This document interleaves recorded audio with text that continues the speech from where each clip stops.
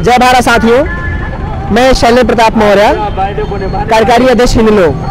साथियों, अभी हम बदायूं के बिलसी विधानसभा क्षेत्र में उपस्थित हैं और जैसा कि आप सभी को पता है कि भारतीय राष्ट्रीय पार्टी के राष्ट्रीय अध्यक्ष आरपी सर बिलसी विधानसभा चुनाव 2022 को लेकर के अभी पूरे बिलसी विधानसभा का भ्रमण पे, बिलसी विधानसभा के सांसद पूरे बदायूं जिले के भ्रमण पे हैं। खास करके बिलसी विधानसभा में अभी हम लोग उपस्थित हैं चुनाव को लेकर के। और यहाँ पर अभी हम लोग जहाँ पर खड़े हैं, ये बिलसी विधानसभा का एक अंबियापुर चौराहा है, मार्केट है, पूरा दिखा दीजिए घुमा करके।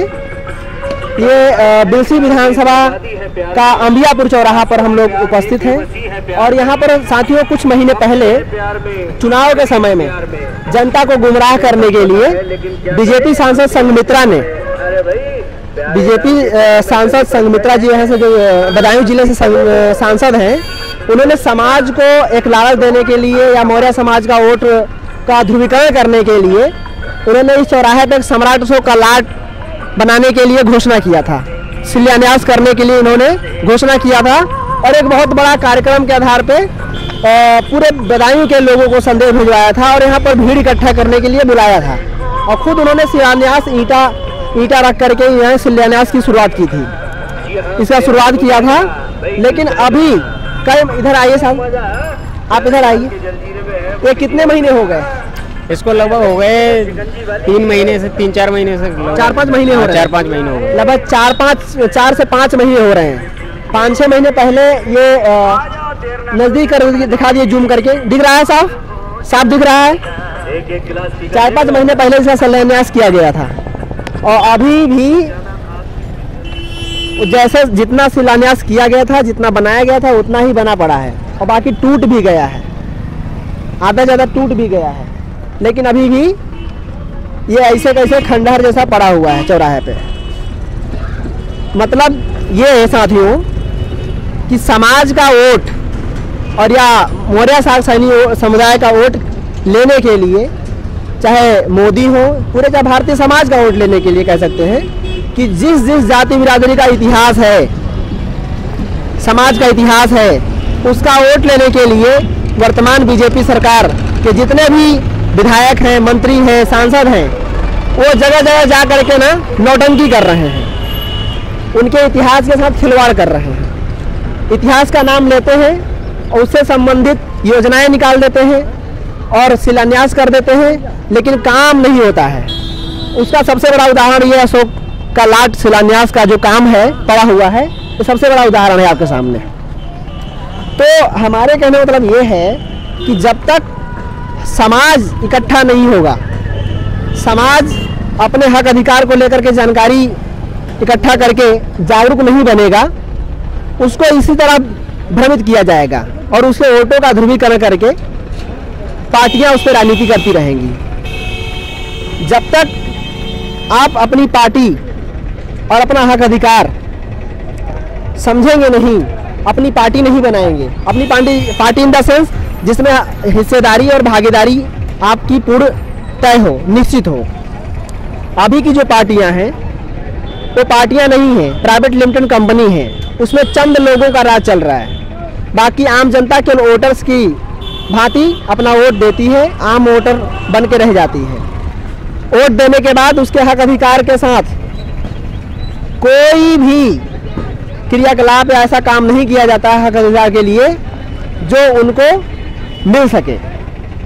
हम इसके साथ साथ यहाँ के जो आसपास के दुकानदार हैं या आसपास के लोग हैं, उनसे बात कराएंगे कि वास्तव में वर्तमान जो बीजेपी सरकार है उसके नीति नियम से कितना खुश हैं वो लोग। आपका परिचय दादाजी, क्या नाम है आपका?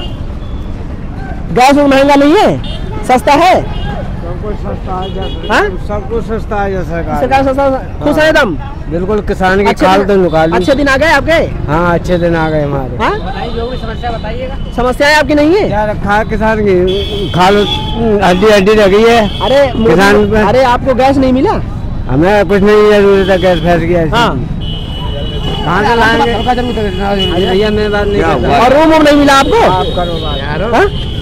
आपकी समस्या नहीं है दादाजी? हमारी समस्या। हाँ, ठीक है, हम बोल दे रहे हैं। साथियों, जैसा कि आप देख रहे हैं, समाज अपने दुख दर्द से पीड़ित है, हक अधिकार नहीं मिल रहा है, लेकिन ऑन द स्क्रीन बोलने के भी उसके पास साहस नहीं है। अपने हक अधिकार को लेकर के ना तो वो खिलाफ करेगा सरकार का, और ना ही आंदोलन कर सकता है, ना ही अपनी आवाज उठा सकता है। ये जब तक लोग डरेंगे, जब तक समाज अपनी बातों को रखने में डरता रहेगा, अपने हक अधिकार को लेकर डरता रहेगा, उसका हक अधिकार कभी भी ना तो निश्चित है और ना ही सुरक्षित है। हम बात लास्ट करते समय करते आपको आखिरी में ये कहना चाह रहे हैं कि अगर अपने हक अधिकार और मान सम्मान का लाज बचाए रखना है, अपने हक अधिकार को संरक्षित करना है, अपने इतिहास को संरक्षित करना है, अपने भविष्य को उज्जवल करना है, तो हमें अपने हक अधिकार को लेकर के, अपने राजनीतिक और सामाजिक समस्याओं को लेकर के आवाज बुलंद करना पड़ेगा। अन्यथा देश 75 साल हो गए आज़ाद हुए, अभी भी समाज आज़ाद नहीं है, गरीबी, भूखमरी और लाचारी से पीड़ित है।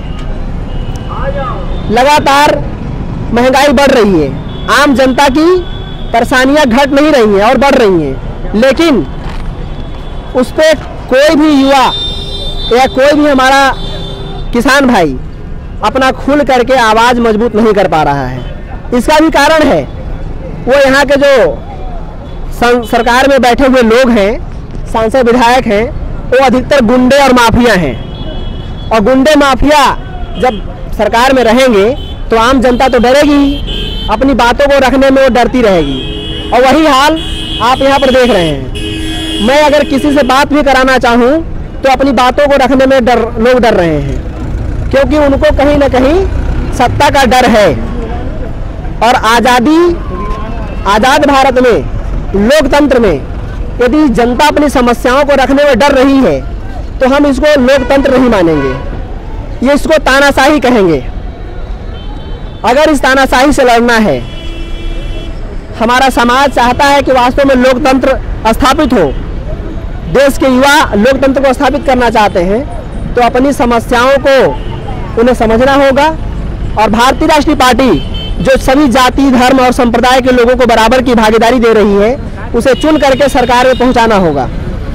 डुमसी विधानसभा चुनाव को लेकर के 2022 का जो चुनाव है, यहाँ से भारतीय राष्ट्रीय पार्टी अपना कैंडिडेट राष्ट्रीय कार्यकारी अध्यक्ष महिला चीफ मंडल की चीफ जो शिल्पी साक्या जी हैं, शिल्पी मैम जी हैं, उनको यहाँ से उतार रही है। तो हम सभी बदायूं के युवा साथियों और सम्मानित साथियों और किसानों और भाइयों से विनम्र निवेदन कर रहे हैं और उनसे अपील कर रहे हैं कि खुल करके समर्थन करें, भारतीय राष्ट्रीय पार्टी का समर्थन करें और यहाँ से विधायक बनाएं शिल्पी मैम को, जिससे हम आपके हक अधिकार की लड़ाई का आगाज कर सकें, आवाज़ बुलंद कर सकें। धन्यवाद।